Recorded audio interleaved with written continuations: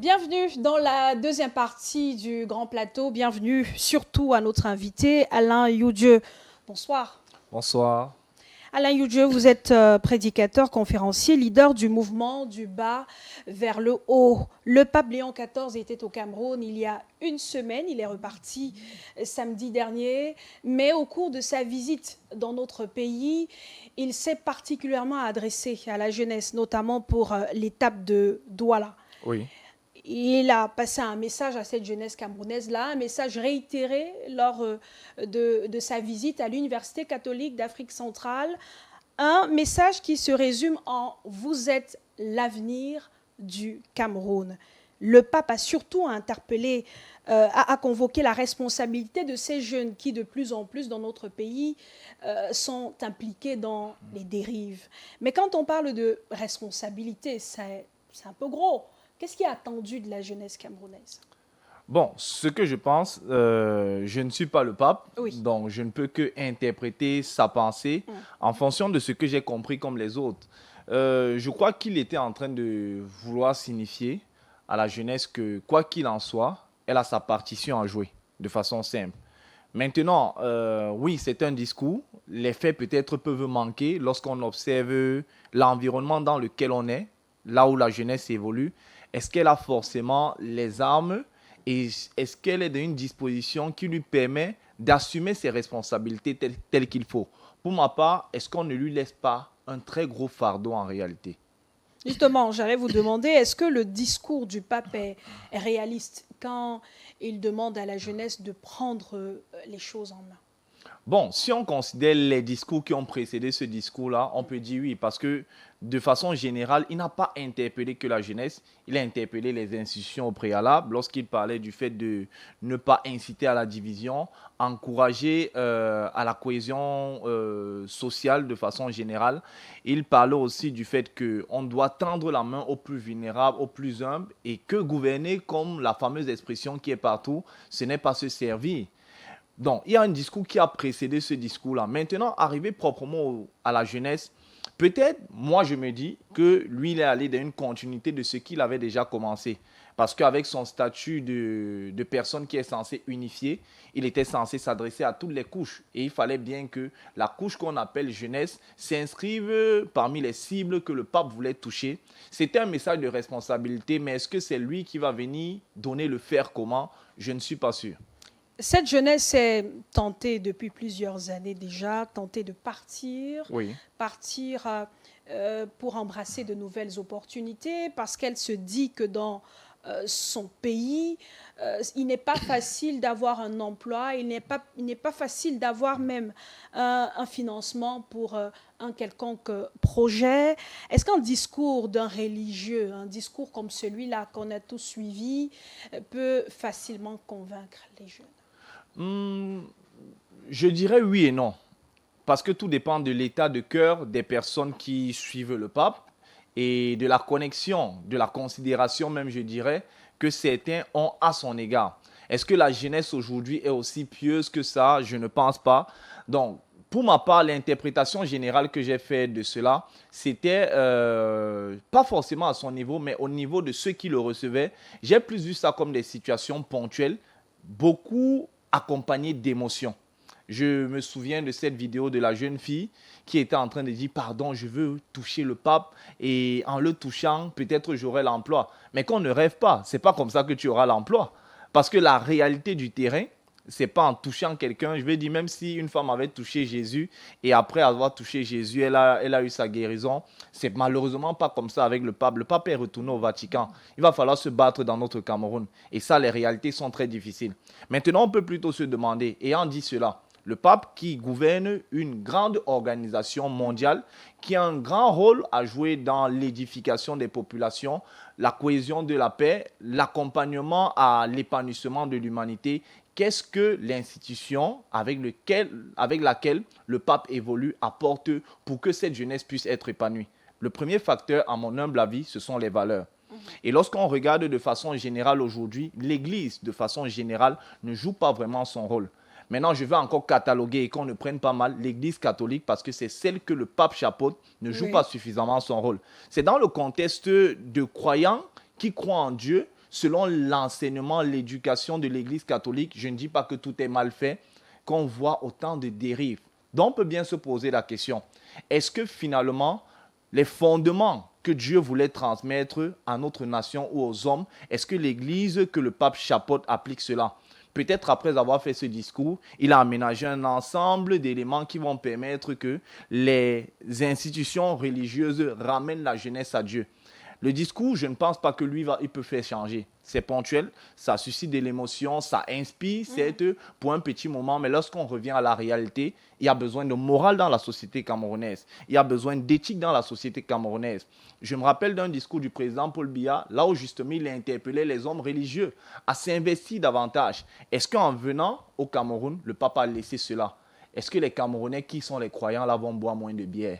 Première question. Est-ce que les Camerounais qui sont les croyants là vont faire moins de mal sur les réseaux sociaux? Est-ce qu'on aura moins de médisance, moins d'égoïsme?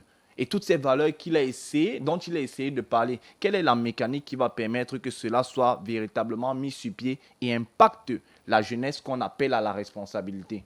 Est-ce que la foi ne résout pas certains problèmes? Parce que le pape, c'est un religieux, c'est le représentant du Vatican, Oui. c'est le représentant de Dieu sur terre, on va le dire ainsi pour les chrétiens catholiques.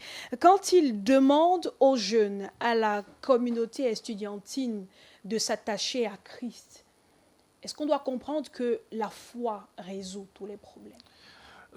Il y a un verset dans la Bible qui dit « Montre-moi ta foi et je te montrerai les œuvres ». La foi sans les œuvres, en fait, n'a pas de valeur.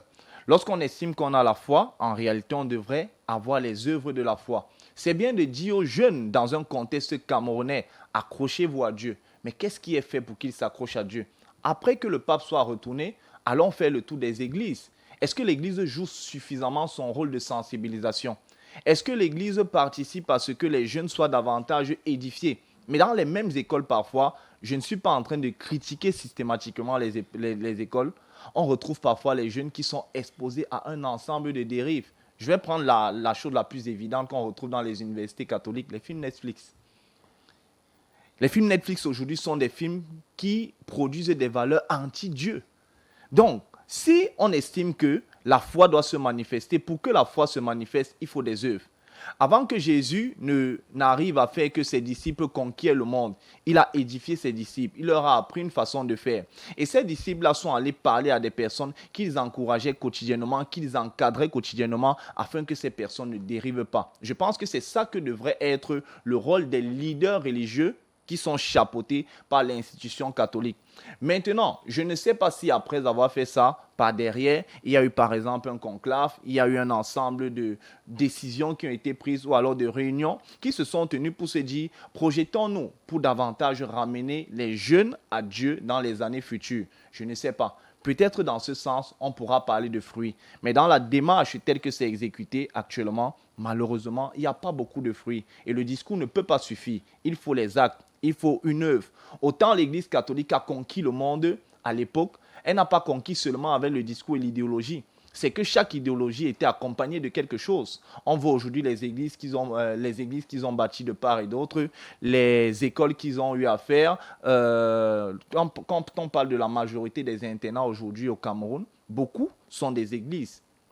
En dehors des internats, il y a quoi? Il y a des centres de santé, voilà, les hôpitaux et autres. Donc là, c'était des œuvres qui ont participé quand même à ce que la société, même si c'est payant, la société puisse avoir un refuge et des solutions sociales. Quelle est la solution sociale à l'éducation? Il faut bien se poser la question. Et le contexte camerounais, malheureusement, c'est un contexte qui est hyper proche de l'extrême dérive. Avant de trouver des solutions aux problèmes des jeunes, il faut déjà comprendre quel est le problème de ces derniers-là. On fait beaucoup de reproches à la jeunesse camerounaise dans son ensemble, qu'elle soit de la tranche de 0 à 15 ans ou des 15 à 50, à 45, 35 ans. Oui. On fait beaucoup de reproches à cela, mais quel est le problème que pose la jeunesse? Quel est le problème que posent les jeunes à travers les actes qui sont décriés au quotidien? Est-ce que la jeunesse pose véritablement un problème? La jeunesse ne connaît pas son problème. En fait, le problème, c'est un problème de société. On est d'une société d'ignorance. Les gens ne savent pas qu'ils doivent mieux marcher, donc du coup, ils marchent mal. Et ils se contentent de mal marcher. Est-ce qu'ils ne font Maintenant, pas exprès de mal marcher, ils justement font pour ce attirer qu'ils ont. l'attention? Pour attirer l'attention, on peut dire que c'est relatif parce que on vit dans un environnement où on est venu trouver un ensemble de choses. On est une société qui, avant la naissance des générations 90 et 2000, était déjà en train de partir à la dérive. Et ça, c'est un problème. On est venu hériter de cela. Lorsqu'on hérite de cela, un enfant né dans les années 2010, il ne connaît pas tout ce qui était valeur éthique d'autrefois, par exemple. Il a été éduqué avec la télé externe, il a été éduqué avec une façon de consommer la musique, il a été éduqué avec une façon de percevoir la relation, il a été éduqué avec les réseaux sociaux. Il faut donc comprendre qu'il y a d'abord un antécédent. Et parfois, ce jeune-là, lui, ne connaît pas. Je ne dis pas qu'il n'a pas la responsabilité, ou du moins qu'il n'a pas la jugeote de savoir ce qui est bon et mauvais, mais il ne s'en préoccupe pas tant que ça. Du coup, les plaintes des jeunes souvent vont être quoi? Je veux le boulot, je veux être à l'aise, parce que c'est comme ça qu'on leur a présenté la vie. Les jeunes, on ne les met pas dans le processus de développement de la société. Ils ont hérité d'un Cameroun dans lequel chacun se bat à sa façon. Si je réussis et que j'ai pu m'en sortir, c'est tant mieux. Et c'est dans ce paradigme-là qu'on évolue. Les problèmes qui vont généralement poser, c'est à l'image de cette jeune fille-là qui avait trop souffert et qui se dit « j'ai pas de boulot, si le pape peut me toucher ». Donc voilà par exemple un problème qui a été posé. Elle a posé son problème clairement. Et qui a été résolu. Bon, ça, je n'ai pas vu la suite. Mais on voit bien en fait que ce n'est même pas ça le véritable problème de notre société.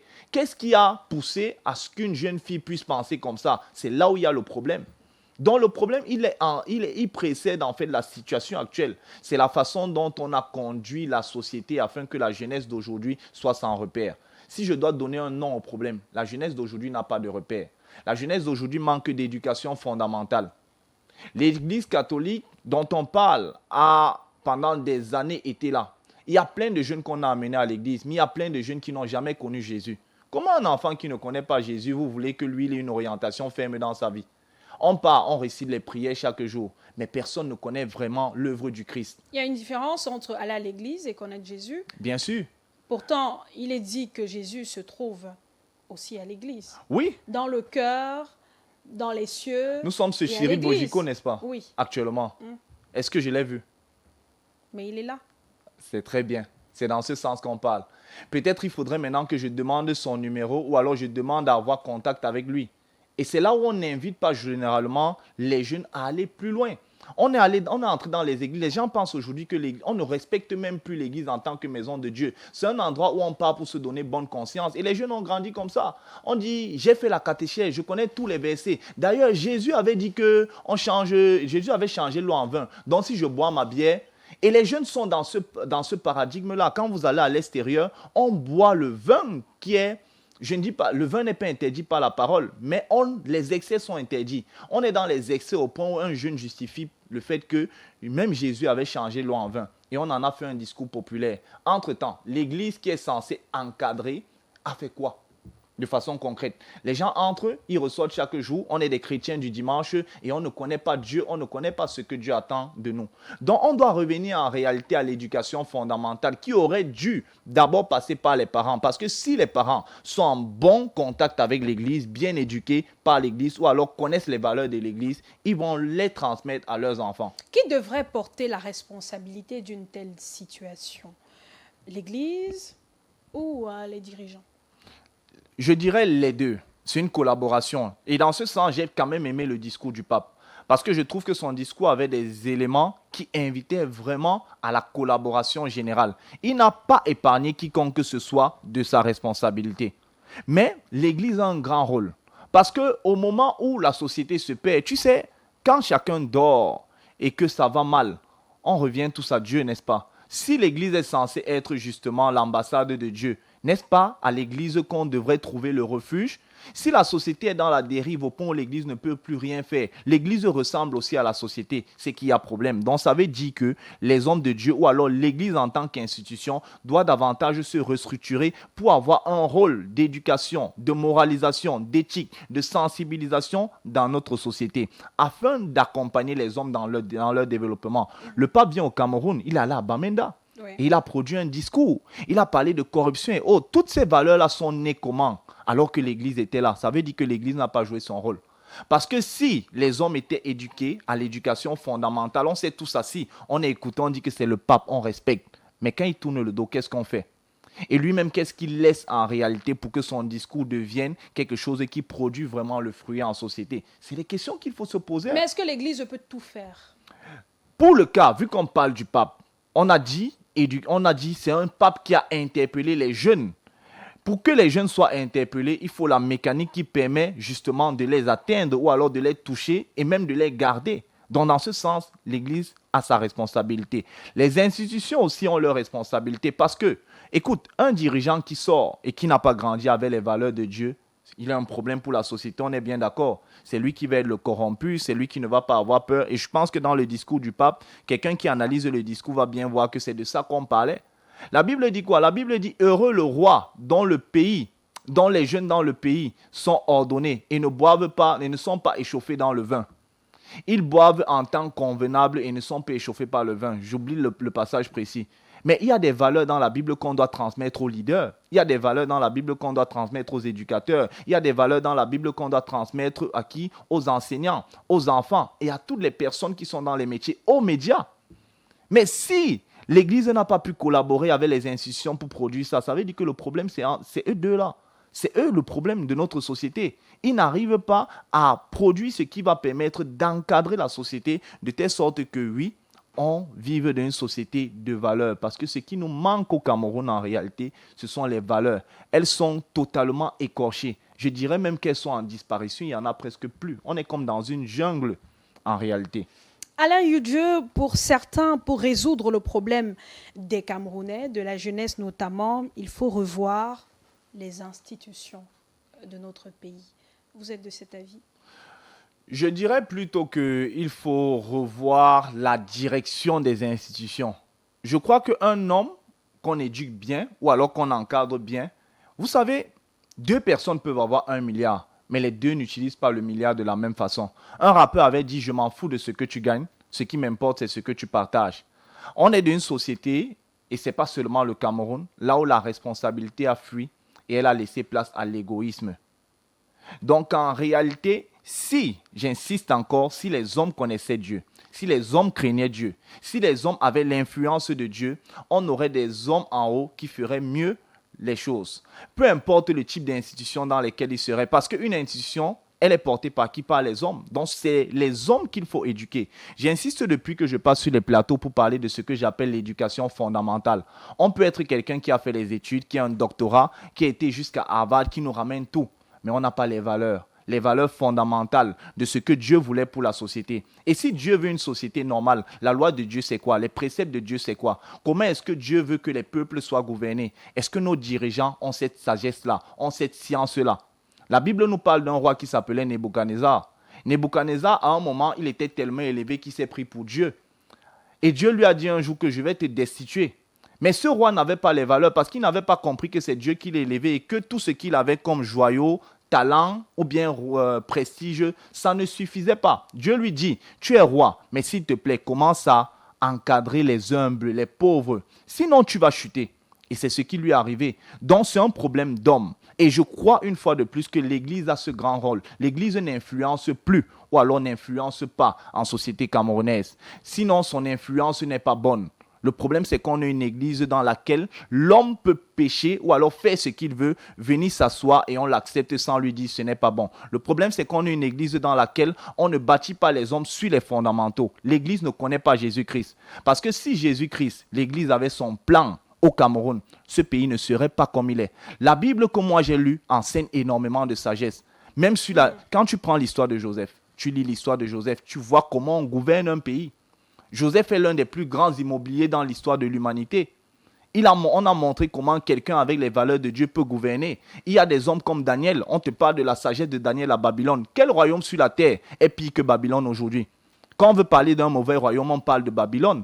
Mais la Bible nous a précédés et nous a enseigné que des hommes sages sont capables d'aller au-delà de ce que la société veut nous montrer. Et aujourd'hui, l'influence de l'Église, si le pape est venu, normalement, comme Jésus passait, ou alors l'apôtre Paul passait, il bouleversait et il y avait un changement. On dit que le nombre de disciples augmentait. Ok, 100 000 personnes sont venues. C'est ce qu'on dit, non? Tous ne sont pas retournés dans la bière. Mais qu'est-ce qui se passe au Cameroun? On a besoin d'éducation fondamentale. On a besoin, ce que j'appelle l'éducation fondamentale, ce sont les valeurs de Dieu. Il faut qu'on y revienne. C'est pourquoi vous pensez que l'Église doit pleinement jouer son rôle. Oui. Les institutions également doivent faire leur Et part. préciser que si l'Église catholique est perçue en tant que leader de l'Église aujourd'hui dans le monde, elle doit davantage jouer son rôle. Si on arrive donc à un Cameroun où les deux parties jouent pleinement leur rôle, est-ce que vous pensez que la jeunesse camerounaise pourra véritablement impulser le changement et atteindre les objectifs qui lui sont fixés? Bon, qui lui fixe déjà les objectifs? En réalité, aucun roi ne s'élève sans la volonté de Dieu. Donc si l'Église et les institutions, parce que l'Église doit porter ou alors accompagner, lorsque les rois étaient élevés, le roi David était accompagné du prophète Nathan. Et c'est ce qui manque aujourd'hui. Dans les sociétés qu'on a vu se développer, même au Cameroun, je sors du Gabon, on m'a raconté comment est-ce que le président a fait pour accéder. Il a été béni de part et d'autre par les autorités religieuses. Donc l'Église a un grand rôle à jouer en termes de support, d'orientation, de conseil. On dit que les fils d'Issachar savaient ce que Israël doit faire, à quel moment. Et ils savaient ça comment? Ils savaient ça par le biais des prophètes. Je vais remplacer ici prophètes par les hommes de Dieu. C'est-à-dire, c'est des hommes qui avaient l'instruction de Dieu et qui venaient apporter à ceux que Dieu a choisis ou alors délégués pour être roi la bonne conduite pour qu'une société soit bien organisée. Donc, je pense que si institutions et églises aujourd'hui arrivent à faire pleinement leur travail, l'Église transmet les valeurs, les institutions acceptent la route et la conduite que Dieu veut, on aura une société vraiment prospère. On aura un Cameroun meilleur. Et ça va au-delà du Cameroun. Ce principe peut s'appliquer dans tous les pays du monde. Parce que le problème de notre génération, de nos nations, c'est qu'on ne met plus Dieu au centre. Et on a vu des nations avant, nous venons d'arriver sur la terre. Le plus vieux parmi nous a peut-être 100, 120 ans ou 100, 125, au trop. Donc des hommes nous ont précédés et l'histoire nous raconte que des peuples ont marché avec Dieu et des peuples ont fait des grandes choses. Pourquoi vous voulez faire croire à la jeunesse que cela est impossible? Vous leur dites qu'il faut entrer, faire la catéchèse, raconter que Jésus est né, que Marie a fait ceci. Et après on part, on revient dans la bière, aux mêmes choses. Mais quelqu'un vit, meurt sans connaître son identité. Ce n'est même pas la jeunesse le problème. C'est de l'avenir dont on doit parler. Parce que nous sommes jeunes aujourd'hui, mais on va laisser des enfants. Dans 100 ans, qu'est-ce qu'il y aura comme résultat dans nos nations? La Bible dit, instruis l'enfant selon la voie qu'il doit suivre et quand il sera grand, il ne s'en éloignera pas. La jeunesse a besoin d'être instruite dans ce sens. Et vous parlez d'instruction, Alain. Le pape a interpellé les enseignants. C'est vrai que le discours était prononcé à l'Université catholique d'Afrique centrale, dont s'adressait aux enseignants d'université. Il leur demandait d'être eux-mêmes des modèles avant d'attendre que la jeunesse qu'ils encadrent ne suivent cet exemple-là. C'est une bonne chose. Il se pose le problème du système éducatif camerounais qui est en débat. Qui manque de valeur. Chaque année. Est-ce que vous pensez que ce système-là prépare suffisamment les jeunes aux besoins du marché? Parce que vous n'avez pas voulu poser le problème de la jeunesse camerounaise, mais la jeunesse dit qu'elle n'a pas d'opportunité. Elle dit qu'elle est intellectuelle, mais n'a pas la possibilité de montrer son savoir-faire.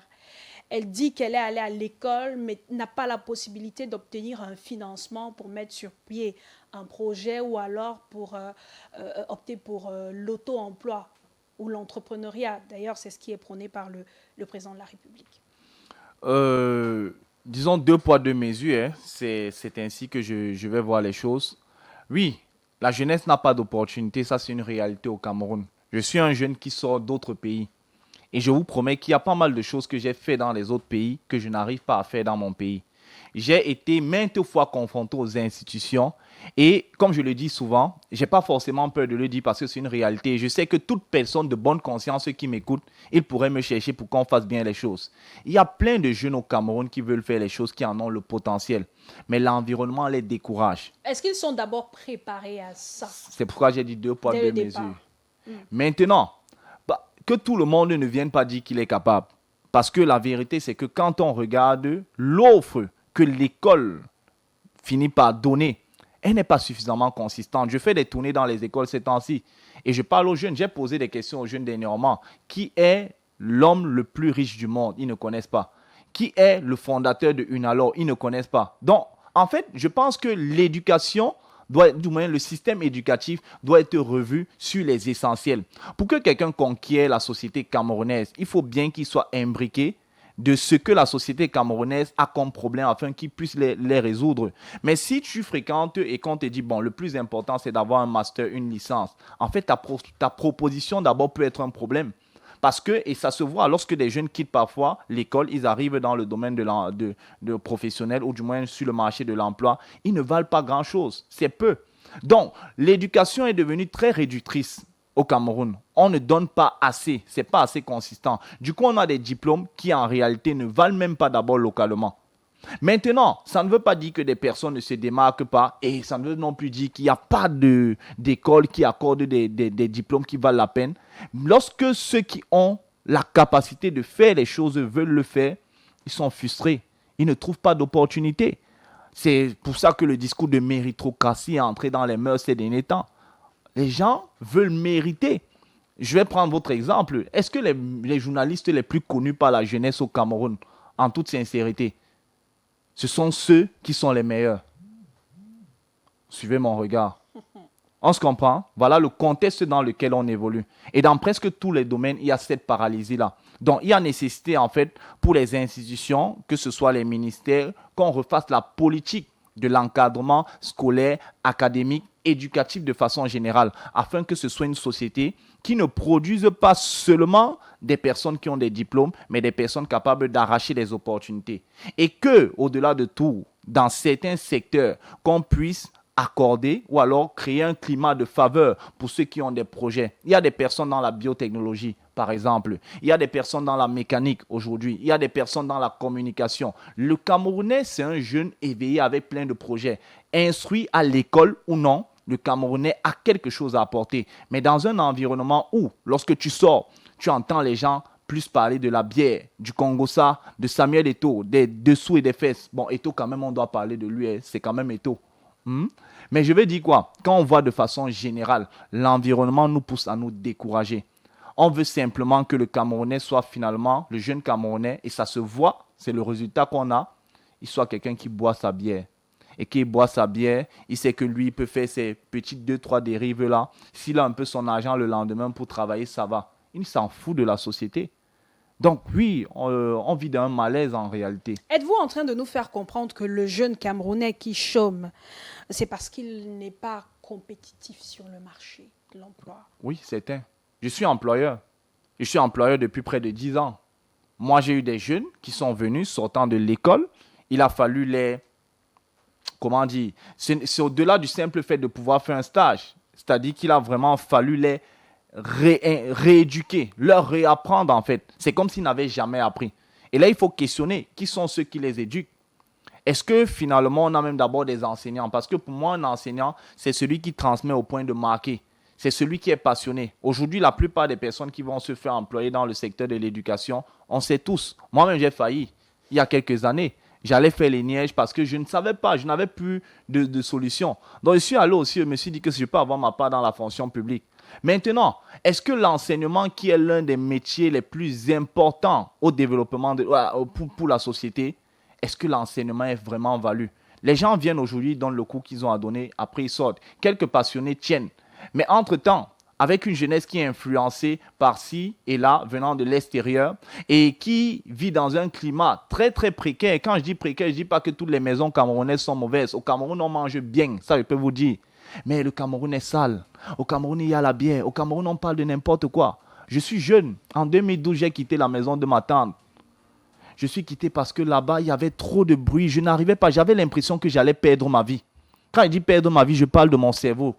Parce que tout ce qu'il y avait autour de moi ne me montrait pas la capacité à créer, à évoluer. Et je voulais créer. J'ai dû sortir de là. J'ai arraché ma destinée. Et peu de jeunes aujourd'hui le font ou en sont capables. Nous allons sortir de l'émission, Alain. Un dernier mot sur cette thématique concernant justement la visite du pape au Cameroun, le message qu'il a transmis à la jeunesse camerounaise, notamment la communauté estudiantine et le rapport avec le développement de notre pays. Bien, moi, je dirais simplement que le pape est l'autorité et c'était une bonne chose qu'il vienne. On a quand même vu une autorité qui s'est exprimée sur un sujet qui est urgent aujourd'hui. Maintenant, à mon humble avis, l'attente serait qu'il y ait l'œuvre de ce qui a été dit. Si l'Église ne s'organise pas pour venir au secours, parce que là, ça devrait être un secours puisqu'on est dans l'urgence, au secours de la jeunesse, donc de l'avenir des pays. Parce que s'il y a des délégations de part et d'autre, normalement, l'Église devrait s'organiser. On risque de rester là et on va aller progressivement vers un chaos. Mais après, je dirais à chaque personne, excusez-moi, mais le pape, ce n'est pas Dieu. Cherchons Dieu véritablement, dans le cœur, dans la vérité, dans l'intimité. Dieu est le révélateur, le constructeur des destinées. Ce qui nous manque, éducateurs, médias, politiques et autres institutions, c'est que nous, on ne nous fait pas connaître Dieu et nous-mêmes, nous ne faisons pas l'effort de connaître ce Dieu. On va sortir par là. Merci Merci beaucoup, aussi. Alain Youdjé. Merci d'avoir accepté notre invitation. Je rappelle que vous êtes prédicateur, conférencier, leader du mouvement du bas vers le haut. Merci également à vous de nous avoir suivis. Très bonne fin de soirée. Rendez-vous demain, 20h, pour une nouvelle édition du Grand Plateau.